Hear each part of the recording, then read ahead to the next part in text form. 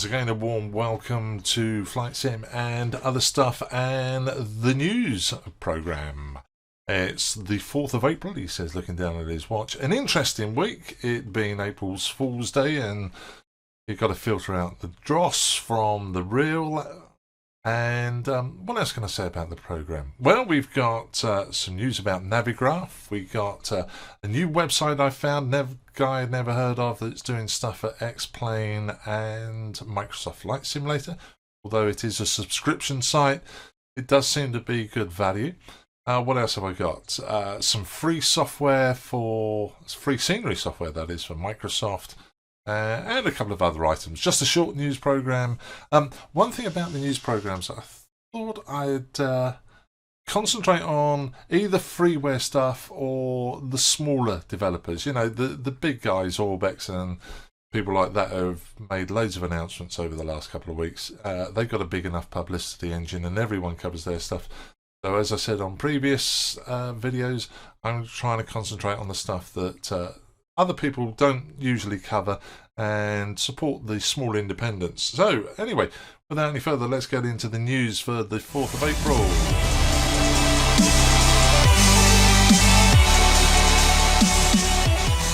And I'm going to start off with this one I found. I found it on the 1st of April and assumed it was an April's Fool.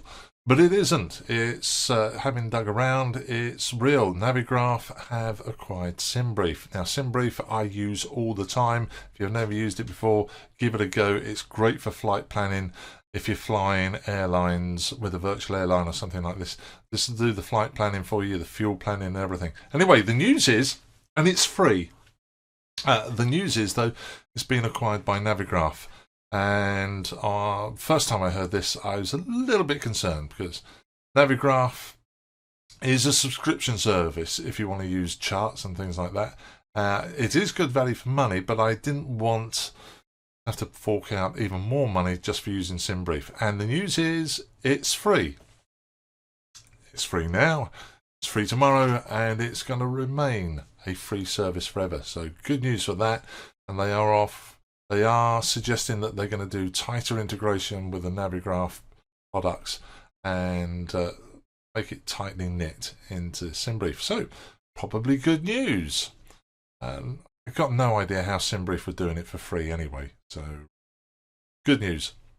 What else can they find? Well, let's look at this one I found on Threshold's website.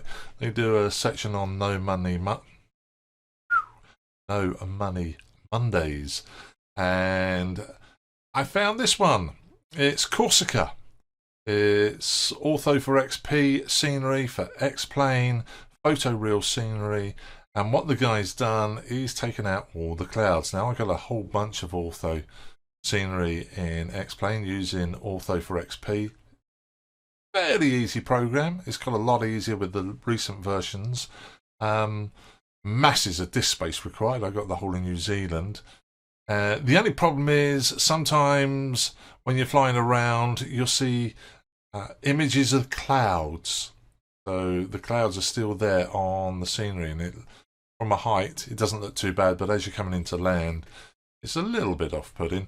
Well, what this guy's done is taken. So there you can see real clouds in this photo. In some of my scenery, those photos, those clouds are down on the hills themselves. Doesn't look too good.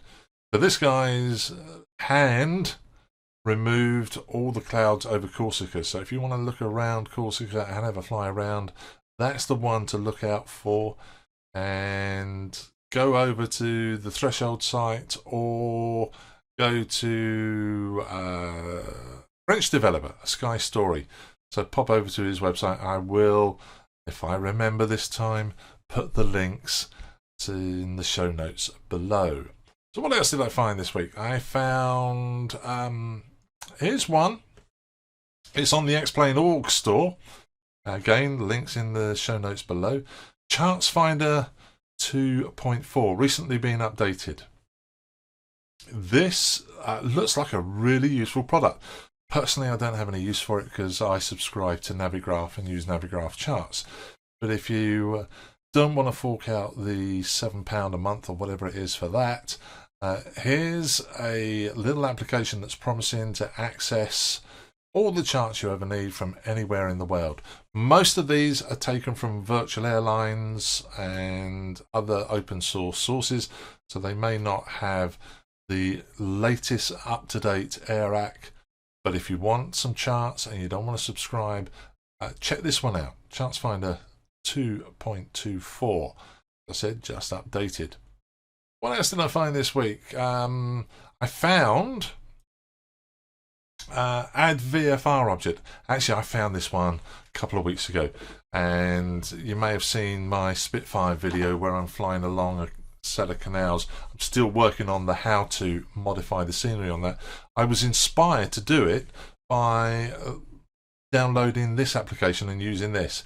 It's great for one-offs. If you just want to put a water tower in the right place, or put some trees in the right, one or two trees in the right place, it's the perfect add-on for doing that, and you need virtually no skills whatsoever.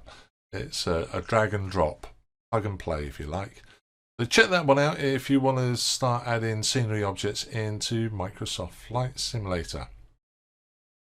What else? Well, let's go to this guy. I'd never heard of this website. I was doing some browsing, trying to find some applications I was looking for, and I found RafaelSantos.es.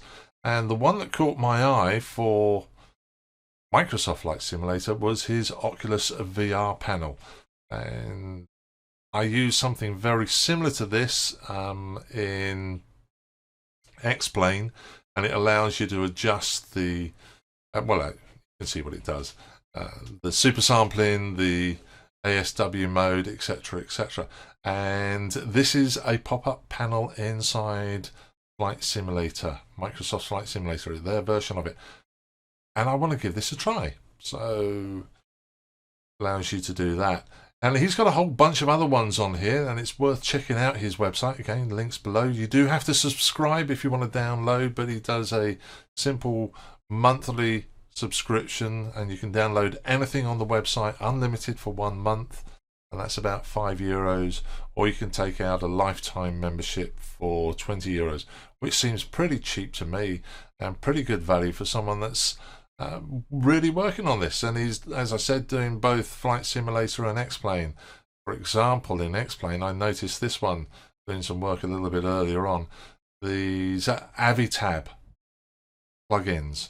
Now, I love Avitab. You cannot fly X-Plane without Avitab. It is the perfect flight companion, and the fact that it works 100% in VR is a plus for me. But integrating Avitab into the aircrafts themselves, unless it's been done by someone, is not so easy. You can pull up Avitab and just have it floating around as a window. This guy's done some really cool stuff with Avitab. So once again, check out RafaelSantos.es. Links in the show notes below. And finally, a freeware software package I found, which was, if I can find it, oh, we got some video noise coming in on this one, so I'll turn that down. Let's have a look at this. This is Freeware Scenery from AU Scene, and this is an Australian airfield, small light aircraft, just outside of Adelaide. Apparently it is Aldinga Airfield. That's Yankee Alpha Delta Golf for Microsoft Flight Simulator. And look at the quality of this. The freeware, and if you're into bush flying and going around light aircraft, this just looks like a winner for me, and it's not going to cost you a penny. Check that one out. Well, that's it. Short news program this week. I'll try and do something a little bit longer next week. Until then, I've got to go off and start filming some how-tos. I've got a couple of requests to do a how-to on Fly Inside. No, Join FS. Fly Inside, well, that's a name from the past. Join FS. I've got to do a how-to on that after last week's one. And what else was I doing? I got the scenery, how to, and anyway, you'll see the videos as they come online. More news next week, I hope. Until then, as usual, thanks for watching and stay safe. Enjoy your flying. I hope to catch you again soon. Then, goodbye.